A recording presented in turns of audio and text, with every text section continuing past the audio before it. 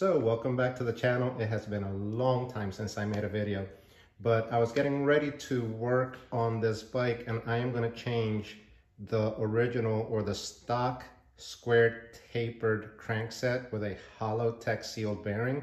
So this is a big box bike. In this case, it's a Walmart Mongoose Ardor. It comes with a squared tapered caged bearing bottom bracket. So I'm going to remove that. Since it is a caged bearing bottom bracket, it is adjustable and you have to adjust it. So I'll show how to do that. A lot of times you get it from Walmart or whatever big box store you get it at, and it'll be too tight, and just adjusting it correctly will solve half your problems. And the bottom bracket, if it's greased properly and adjusted properly, will work fine for most situations. So let's get to it. Now for this project, I'm just going to use my kind of all-in-one kit that I bought. It's a Cyclist. I do have a review on this. You can check out my channel to see. This is not sponsored. I bought this on my own and it has turned out to be a good set. In this case, it should have everything I need to do the job on this bike, both with the caged bearing bottom bracket and the tools for the Hollowtech bottom bracket. So pretty cool kit. Now, the first thing we're going to do is remove the crank arms, and for that, we're going to use our crank arm extractor. For the squared taper bottom bracket, you do not want to use this because you will damage the threads, okay? You have to remove that. This is for Hollowtech type bottom bracket axles, and you're going to use it without that. It's going to be smaller, so it actually fits and makes contact with the axle. Check out my how-to videos. I have a video on how to remove those.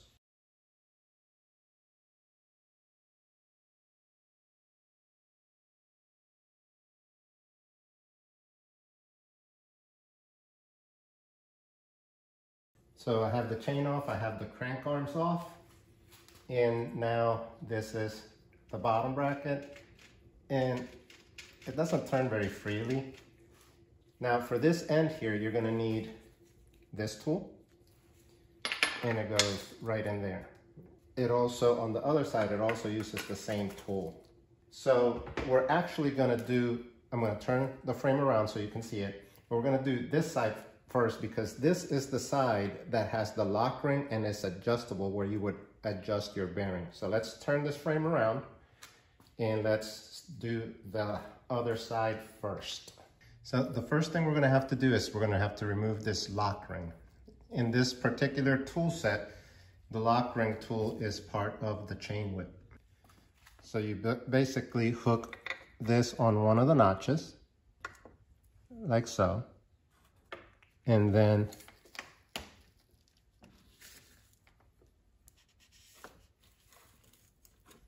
you turn it. Now, if you don't have one of these, which is the ideal thing, you can use a punch, a chisel or a punch, and just tap it. And it's gritty and it's tight. So I don't know if there's much grease in there. I didn't ride this bike much while I was in Maine. Only got a few rides out and I made a couple of shorts. I didn't have my GoPro chest mount or anything, but you can see some of those videos if you look through my channel. So this would be, this, you can see the threads here. That's how you adjust it, in, out. So we're gonna, now this is the non-drive side. And again, we're gonna use this tool. This kit comes with it. And for this kit, what you do is you put this adapter on your 8mm hex. And then you can go ahead and turn this. All right. So on the non-drive side, which is where we're at right now, the threads are conventional. So counterclockwise is loose, clockwise is tight. So the other one is bottomed out and fixed, the other side. So when you adjust this, you loosen the tension on the bearings this way. See how freely it rides now? But if I move it up and down, I have some play. So the idea is that you tighten this, and I usually just tighten it by hand till I feel some resistance. And there's still a little bit of play there, but it still turns fully. So maybe a little more. Still a little bit of play. Right there, I could feel the resistance. So no play, and it turns freely. That's where it should have been adjusted. So now, after you do that, if you're planning to keep it, I would, by the way, completely remove it and grease it before you do that. But that's just how to adjust it. Then you would take your lock ring, put it back on, right? Or you don't have to take it off to do it. You loosen it. So now what you want to do is you want to hold the adjustment cone steady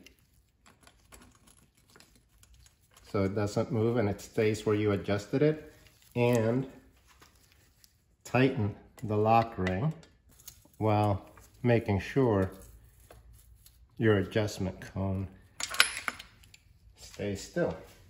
So now, assuming I didn't super tighten it, but assuming I did that tight because I'm going to remove it anyways, you would have good movement now, not binding like it was before, and there's no play. So this is perfect.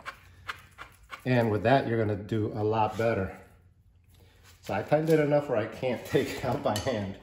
So let's remove this again. Again, just notch, and there you go. Remove it. And we're actually going to remove the whole thing this time. It should be, now that the lock ring's out, it should be loose since we already messed with it. All right, and this actually has a fair amount of grease in there. This is what the adjustment cone looks like. This is your caged bearing. And now you can take the axle out. So if you're gonna replace this with a sealed bearing, but you're gonna keep the square taper, you have to measure, you need two things. How long your axle is and how long the bottom bracket on your frame is, or how wide. So I started to wipe this clean and I stabbed my finger with some metal shavings. So yeah, good idea to just take these apart, clean them, inspect them before you do anything. So there might be some damage on the other bearing. All right, so I'm not gonna lie, if you have the tools, use them. This side is really, really tight right now. And the tool keeps slipping. All right, so full disclosure, I could take this frame off, put it on the ground, step on the a breaker bar and break this open, but I have an air impact wrench. So I'm not gonna struggle with that, and I'm gonna go ahead and cheat a little bit. Now we're gonna put this forward because even though we're removing, this is reverse thread. And there it goes. It's a lot easier than fighting with it. Just make sure you're turning it the correct way. Like I said, drive side clockwise. So my impact wrench was set on front or forward, not reverse. All right, now we're gonna take that bearing out. Not sure where the shavings came from, but this seems okay. Oh, no, look at that.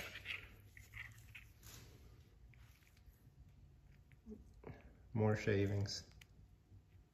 So yeah, good thing we're replacing that. So we'll clean that out real nice, make sure there's no shavings left in there. And that's the problem with these bikes. They come way over tightened. Oh yeah, there's shavings in there. Now it could be from machining the frame too. Oh my goodness, there's so many shavings in there. Look at that. So I would recommend anybody that buys one of these bikes, if you're able to, if you have the tools, take it apart, clean it, and re-grease it or replace it with a sealed bearing, even if it's the taper square. Look at that thing. Wow. So the plans for this frame, I'm going to replace this 7-speed Pro Rush piece of junk with a Shimano XT 11-speed with a clutch. I'm going to put a race face crankset with sealed bottom bracket there as far as my drivetrain. I already have a dropper post for it. And this is a PNW dropper post. You know, the dropper post for this bike is kind of hard to find because that seat tube is only, I don't think you can see it there, but it's a 27.2. If you're interested, I'll probably make some videos as I go along or once it's completed. So thanks for watching. Nice to be back making videos again. I'll probably not make a whole lot of videos, but I'll try to do my best. And thanks for watching. See you next time.